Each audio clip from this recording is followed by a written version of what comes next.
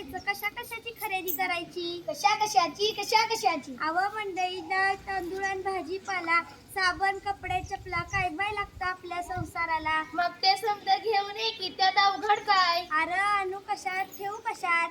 आता तर समजा वस्तू कॅरी बॅग मध्ये देतात. अव तोच तर मोठा घोटाळा आहे. कसा काय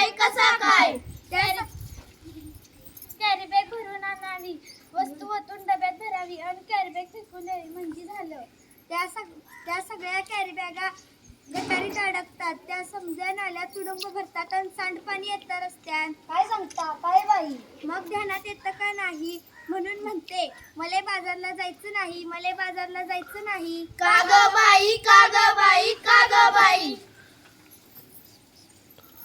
अव माझी हरणी दुधाची म्हैस. आता तिला काय झालं. अहो ती मला सोडून गेली. जंगलात केळण्यात. नाही हो, ती मरून गेली. कशा पायी मेली तुझी हरणी. तिच्यासाठी तू ते रडगाणी. काय नाही केलं तू औषध पाणी. ते तर सांगते मी, ध्यानात येतं का नाही? तिनं प्लास्टिकच्या कॅरी बॅगा चाऱ्यागत चघळल्यात म्हणून तिचं मरणच ओढवलं. तिचं बिचारं रडलं. दुधा वाचून त्या लेकराचं अडलं. माझं मन खूप तडपडलं. प्लास्टिक कचरा हेच जनावरांचं ओढवतंय म्हणून म्हणते मले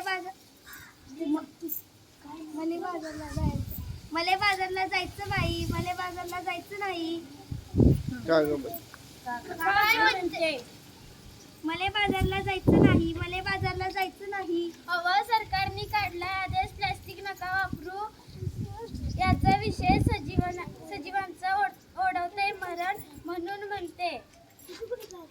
पेपरातली बातमी वाचली की नाही. आता काय तुम्ही अंगठा भादर नाही.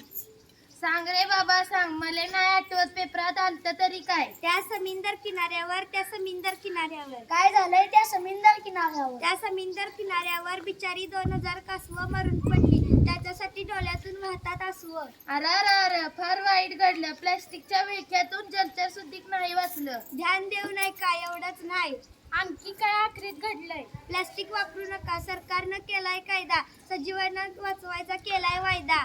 खरंच की काय. आपण आणि पोरं बाळ खाणार काय? आपली काळीमाय ओसाड होत आहे. कशी काय. जमीन नांगरली, प्लास्टिकची जाळी वरती आली. शेतात पीक येईल कसं? कशी मिळतील खंडीभर कंस?